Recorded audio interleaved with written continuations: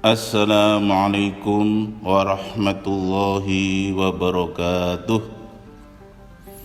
Alhamdulillahi rabbil alamin, wal aqibatu lil muttaqin, wala udwana illa 'alal zalimin, kal mubtadi'ati wal musyrikin. Asyhadu an la ilaha illallah wa asyhadu anna Muhammadar Rasulullah sallallahu alaihi wasallam wa ala alihi wa ashabihi, amma ba'd. Para bapak, para ibu, para hadirin, para mustami'in rahimakumullah. Salat adalah tiangnya agama. Barang siapa yang menegakkan salatnya, berarti dia menegakkan agamanya. Berdasarkan sabda Rasulullah sallallahu alaihi wasallam, as-salatu imaduddin, man hafidhaha faqad hafidha dinah, wa man dayya'aha fahuwa lima siwaha adiya. Salat merupakan tiangnya agama. Barang siapa yang mengerjakannya, berarti dia menegakkan agamanya. Dan barang siapa yang menyia-nyiakannya, maka amalan selain sholat akan lebih disia-siakan. Para mustami'in rahimakumullah, sholat adalah ibadah yang pertama kali diperintahkan dan diwajibkan oleh Allah Subhanahu wa ta'ala. Sholat adalah merupakan amal ibadah yang paling utama. Berdasarkan firman Allah, fa'aqimus shalah innas sholata kanat alal mu'minina kitaban mawquta. Surat An-Nisa ayat 103. Dirikanlah sholat, sesungguhnya sholat bagi orang-orang iman sudah ditentukan waktunya. Dan amalan sholat itu adalah amalan ibadah yang paling utama. Diceritakan di dalam hadis rawahu Muslim, Rasulullah sallallahu alaihi wasallam ditanya oleh salah satu sahabat yang bernama Abdullah ibnu Mas'ud, "Ya Rasulullah, ayyul amali afdal?" Qala as-salatu liwaqtiha. Wahai Rasulullah, manakah amalan yang lebih utama? Maka jawabnya Rasul, yaitu sholat pada waktunya. Sholat adalah amal ibadah yang pertama kali dihisab oleh Allah besok pada hari kiamat. Berdasarkan sabda Rasulullah sallallahu alaihi wasallam, inna awwala ma yuhasabu bil abdu yaumal qiyamah min amali sholatuhu. Sesungguhnya pertama kalinya amalan yang dihisab seorang hamba besok pada hari kiamat adalah sholatnya. Fa in soluhat faqad aflaha wa anja.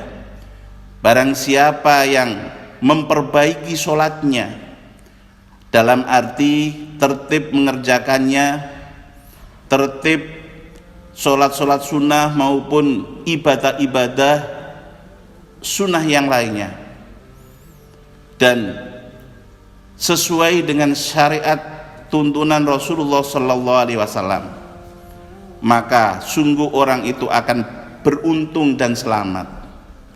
Wa in fasadat faqad khaba wa khasira. Dan barang siapa yang merusak amal ibadah sholatnya, mungkin sholatnya tidak tertib, mungkin sholatnya bahkan berani meninggalkannya, maka sungguh orang itu akan celaka dan merugi. Maka para bapak, para hadirin, para mustami'in yang berbahagia, marilah kita menjaga sholat kita, karena itu antara nanti akan dipertanggungjawabkan di sisi Allah Subhanahu wa ta'ala. Sholat adalah pembeda antara orang iman dengan orang yang tidak beriman. Sesuai dengan sabdanya Rasulullah sallallahu alaihi wasallam, inna ahdalladzi bainana wa bainahumus shalah faman tarakaha faqad kafar. Sesungguhnya pembeda antaranya orang iman, antara kami dan orang iman dan orang-orang yang tidak beriman adalah sholat. Maka barang siapa yang meninggalkan sholat, berarti orang itu tidak beriman. Para bapak, para ibu, para mustami'in yang dimuliakan oleh Allah, sekarang ada pertanyaan, bagaimanakah kalau ada orang rajin sholat, tertib sholat, akan tetapi dia juga rutin atau biasa mengerjakan kemaksiatan, pelanggaran, dosa-dosa. Kalau istilahnya anak sekarang adalah STMJ, sholat terus maksiat jalan. Maka Rasulullah Shallallahu Alaihi Wasallam juga ditanya oleh para sahabat, wahai Rasulullah, bagaimanakah pengertian firman-Nya Allah, innas sholata tanha anil faksya'i wal munkar, di dalam surat Al-Ankabut ayat 45. Sesungguhnya sholat itu bisa mencegah perbuatan faksya, perbuatan keji dan perbuatan mungkar. Tapi kenapa kok ada orang sholatnya tertib, pelanggaran dosanya, kemaksiatannya juga tertib, kok juga jalan terus? Maka Rasulullah Shallallahu Alaihi Wasallam menjawab, man lam tanhahu sholatuhu anil faksya'i wal munkar fala sholatalah. Barang siapa yang sholatnya tidak bisa menghentikan ia berbuat faksya dan mungkar, sholatnya tidak bisa menghentikan perbuatan dosa dan mungkar, maka sholatnya orang itu tidak akan diterima oleh Allah, atau sholatnya itu tidak akan mendapatkan pahala apa-apa.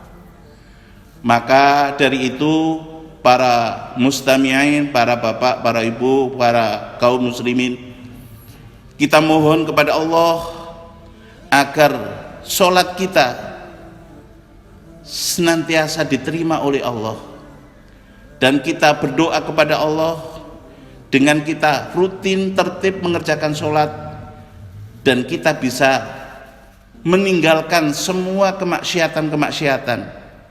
Kita berdoa kepada Allah agar Allah menjauhkan diri kita dari segala perbuatan faksya wal munkar. Demikianlah yang bisa saya sampaikan. Alhamdulillah, jazakumullahu khairan. Wassalamualaikum warahmatullahi wabarakatuh.